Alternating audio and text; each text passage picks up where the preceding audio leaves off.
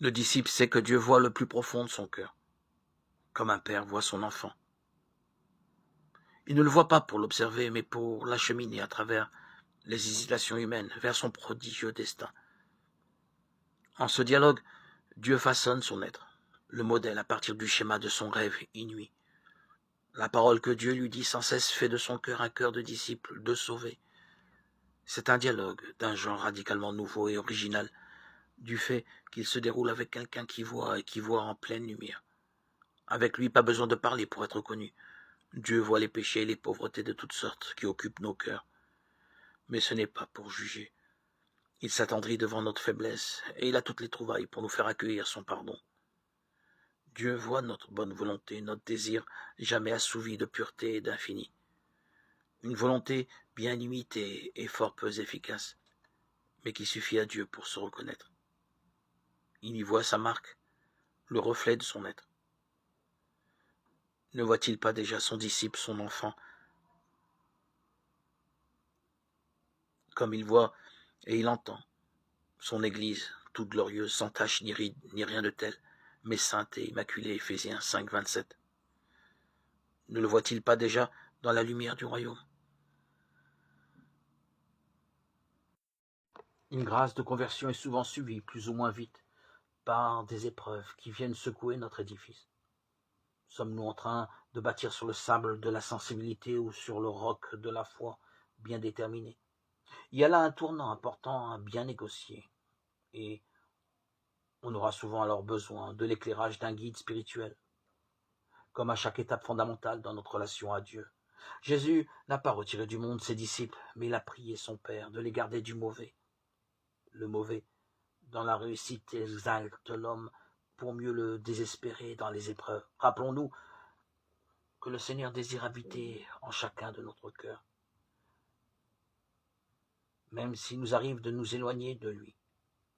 Il suffit de 3 jours au Seigneur pour reconstruire en nous son temple. Le Seigneur désire habiter en chaque cœur. Dieu, tu es mon Dieu. Je te cherche dès l'aube, mon âme a soif de toi. Après toi languit ma chair, terre aride, altérée, sans eau. Psaume 62.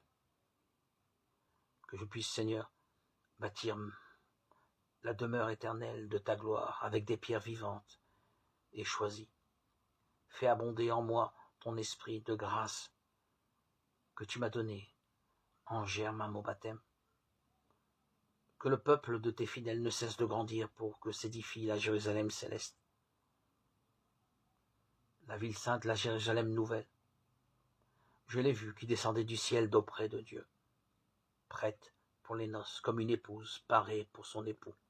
Apocalypse 21, 2.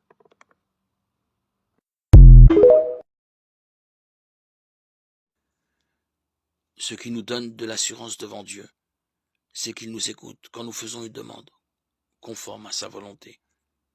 Et puisque nous savons qu'il écoute toutes nos demandes, nous savons aussi que nous possédons ce que nous lui avons demandé.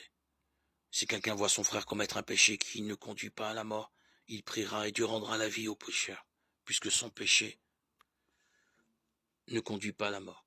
Il y a un péché qui conduit à la mort, ce n'est pas pour celui-là que je dis de prier. Tout ce qui nous oppose à Dieu est péché, mais il y a des péchés qui ne conduisent pas à la mort. Nous le savons. L'homme qui est né de Dieu ne commet pas le péché. Le Fils qui est né de Dieu le protège et le mauvais ne peut pas l'atteindre.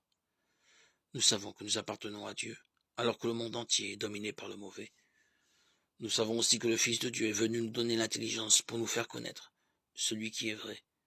Et nous sommes en celui qui est vrai, dans son Fils Jésus-Christ. C'est lui qui est le Dieu vrai et la vie éternelle. Mes petits enfants, prenez garde de ne pas vous mettre au service du mensonge. 1 Jean 5, 14, 19.